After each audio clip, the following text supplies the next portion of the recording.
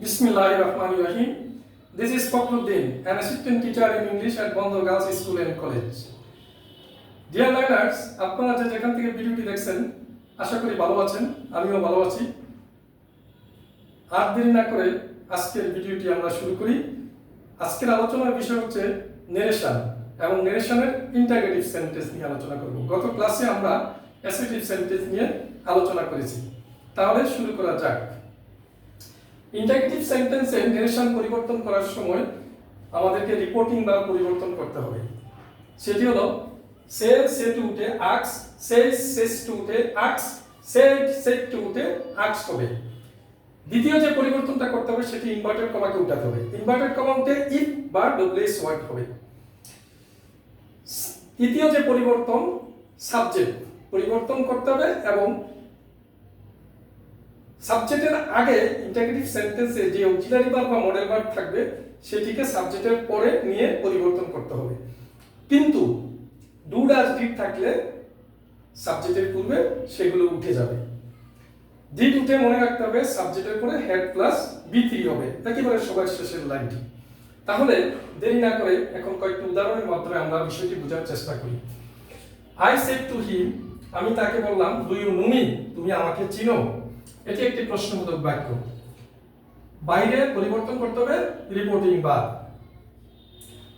আর ভিতরে পরিবর্তন করতে হবে 12 বিএনসি। 12 বিএনসি বলতে এক বলতে বুঝাইছি ফার্স্ট পারসন, দুই বলতে বোঝানো হয়েছে সেকেন্ড পারসন। তাহলে ভিতরে এটা পরিবর্তন হবে, ভিতরে ভার্ব পরিবর্তন হবে, ভিতরে ওয়ান পরিবর্তন হবে। ওয়ান মানে ফার্স্ট পারসন। তাহলে আমরা দেখতে পাচ্ছি শিক্ষার্থী বন্ধুগণ, এটা হলো ইনভার্টেড কমা, এটা হলো ইনভার্টেড কমা। তাহলে আমার পরিবর্তন কয়টা হবে? Reporting verb, inverted comma, you পরিবর্তন হবে, নো পরিবর্তন হবে, মি পরিবর্তন হবে। তাহলে পরিবর্তনগুলো আমরা কিভাবে করব এখন দেখি। এই রিপোর্টিং ভার্বের সাবজেক্ট হলো আই, অবজেক্ট হলো হিম। শিক্ষার্থী বন্ধুগণ, রিপোর্টিং ভার্বের সাবজেক্ট এবং অবজেক্ট কখনো পরিবর্তন হয় না, শুধু রিপোর্টিং ভার্বটি পরিবর্তন হয়। আই আস্কড হিম। আমি এখানে টোল্ড লিখলাম না, তার কারণটা কি? প্রশ্নবোধক বাক্য। প্রশ্নবোধক বাক্যের সেড বা সেড টু উঠে আস্কড হয়, এর জন্য আমরা আস্কড লিখলাম। এখন আমরা এই ইনভার্টেড কমাতে এসেছি। এখন ইনভার্টেড কমা রাখা যাবে না, ইন্টারগেটে ইনভার্টেড কমা থাকে না। এখন এই ইনভার্টেড কমা উঠানোর জন্য দুটো শব্দ, ইফ অথবা ডব্লিউএস ওয়ার্ড। তাহলে এখানে কি ডব্লিউএস ওয়ার্ড? এটা ডব্লিউএস ওয়ার্ড হবে কি 9টি। Who, whom, whose, what, why, where, when, how, which. এই 9টি শব্দ থাকলে আমরা ইনভার্টেড কমা উঠাইয়া ওই যে ডব্লিউএসটি থাকবে সেটি আমরা লিখব। কিন্তু এখানে ডু আছে, নিয়মে আছে যে মনে রাখবে ডু ডাস উঠে যাবে, তাইলে এই দুটা উঠে যাবে। এখন আমি কি সাবজেক্টের কাছে আসলাম। সাবজেক্টটা টু মানে সেকেন্ড পারসন। যদি সেকেন্ড পারসন হয় তাহলে রিপোর্টিং ভার্বের অবজেক্টকে লিখতে হয়। তাহলে অবজেক্ট এখানে হলো কি, সরি, এই যে ডু দিয়ে শুরু হয়েছে, তার জন্য আমাকে কি বসতে হবে? ইনভার্টেড কমাটা ইফ বসবে, সেই ইফ লিখলাম। ইফ লেখার পর এখন আমরা সাবজেক্টে আসলাম। নিয়ম হলো এই সাবজেক্ট সেকেন্ড পারসন হলে সবসময় মনে রাখতে হবে এখানে যদি ভিতরে টু ইনভার্টেড কমার ভিতরে যতটি সেকেন্ড পারসন থাকবে ততগুলো সেকেন্ড পারসনই পরিবর্তন করতে হবে অবজেক্ট অনুসারে। তাহলে এখানে হিম আছে, হিম কি?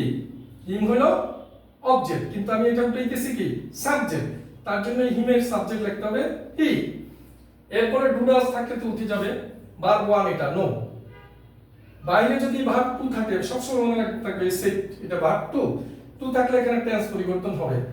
এর আগের ক্লাসে প্রথম নির্দেশনের প্রথম ক্লাসে আমরা দেখিয়েছি টেন্স পরিবর্তনের বিষয়টা, সেখানে গিয়ে একটু দেখে নেবেন। তাহলে এখানে প্রেজেন্ট ইনডিফিনিট হবে পাস্ট ইনডিফিনিট, তাইলে নো এর পাস্ট টেন্স হবে নিউ। এখন আসুন মি আছে, মি ফার্স্ট পারসন রিপোর্টিং ভার্বের সাবজেক্ট অনুসারে পরিবর্তন হবে। তো সাবজেক্টে কি আছে? আই। তাহলে এখানে আই লিখবো, সাবজেক্ট ভার্ব অবজেক্ট, যেহেতু অবজেক্ট তাহলে মি লিখবো। আই এর অবজেক্ট কি? মি, তাইলে এখানে মি থাকবে এবং বাক্যটি অ্যাসার্টিভ হয়ে গেল, এখানে ফুল স্টপ। আশা করি আপনারা বুঝতে পেরেছেন। আরো কয়েকটি উদাহরণ দিলে আপনাদের ক্লিয়ার হয়ে যাবে বিষয়টি। হি said to them.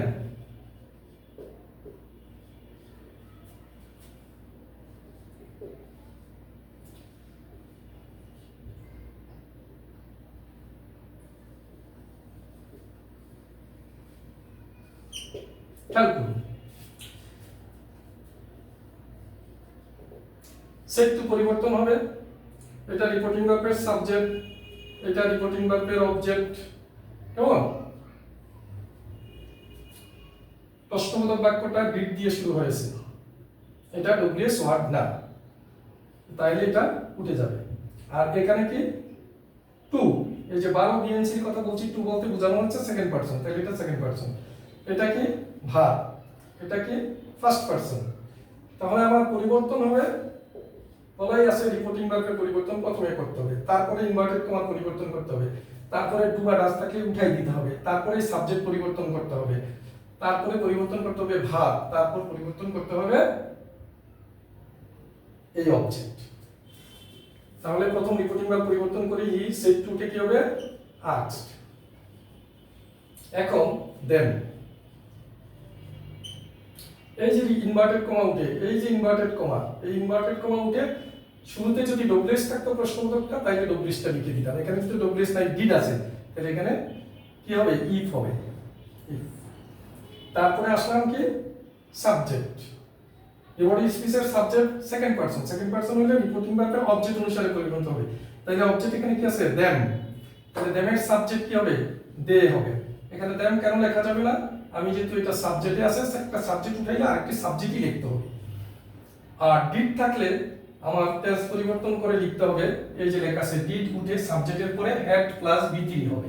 তাহলে এখানে আমার হেড লিখতে হবে এবং বি3 লিখতে হবে। বি3 কি হেল্পের বি3 কি হেল্প, এইচ এল ই ই ডি।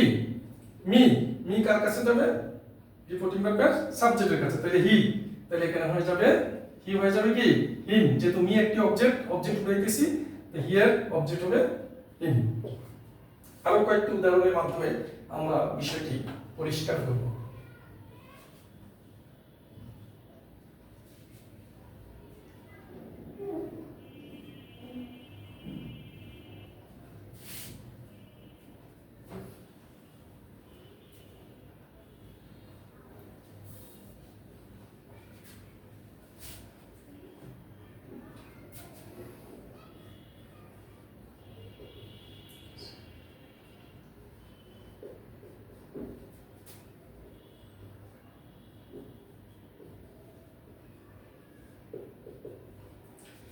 রিপোর্টিং ভার্ব পরিবর্তন হবে, ইনভার্টেড কমা উঠবে,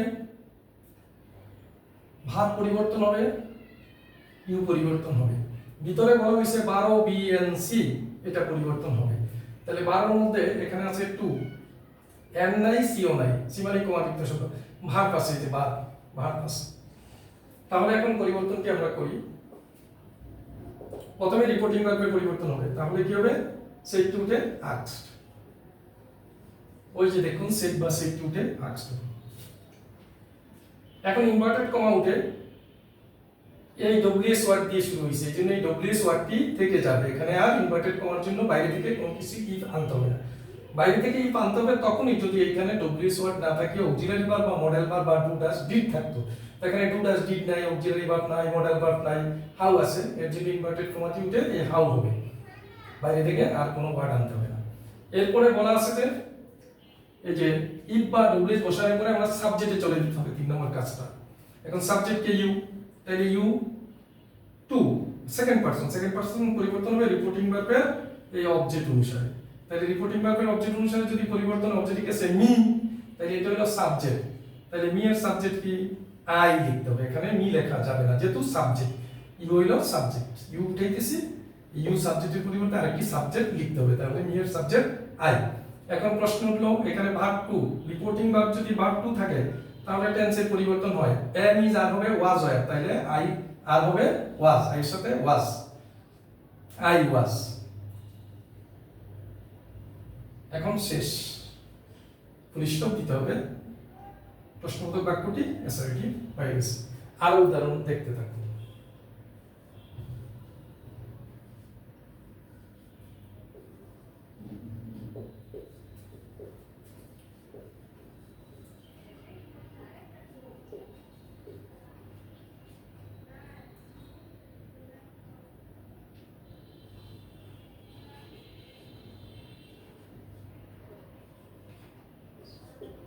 দেখুন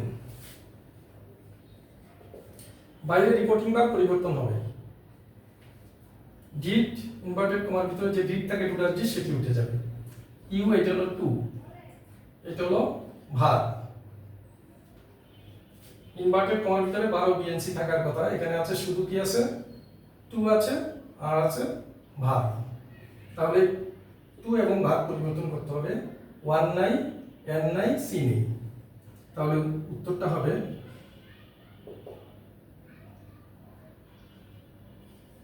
I asked him. WH word থাকলে ইনভার্টেড কমাটাকে উঠাই দিয়ে ওই ডব্লিউএসটাই থেকে যাবে, আর বাইরে থেকে ইফ আসবে না। ওয়াই? এখন ডু ডাজ ডিড থাকলে বলা হয়েছে যে ডু ডাজ ডিড উঠে যাবে, এই যে নিচে লেখা আছে। ডিড উঠে কি হবে, সাবজেক্ট হবে। সাবজেক্ট কি ইউ, ইউ পরিবর্তন হবে কার কাছে, এই অবজেক্ট অনুসারে। ইউ হলো সাবজেক্ট, তাইলে হিমের সাবজেক্ট হিম অনুসারে পরিবর্তন হবে। এখানে হিম না হয়ে হি বসবে, কারণ সাবজেক্ট উঠাচ্ছি, ইউ মানে একটি সাবজেক্ট উঠাচ্ছি। এই এরপরে বলা আছে সাবজেক্টের পরে হ্যাড প্লাস বি3 হবে, ডিড উঠে।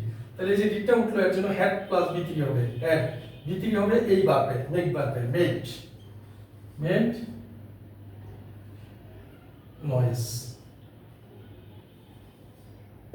আশা করি শিক্ষার্থী বন্ধুগণ আপনারা বিষয়টি বুঝতে পেরেছেন। আজকের মতো এখানেই শেষ। আপনারা ভালো থাকুন, সুস্থ থাকুন। আবার অন্য একদিন পরবর্তী ভিডিও নিয়ে আসবো। সে পর্যন্ত আল্লাহ হাফেজ।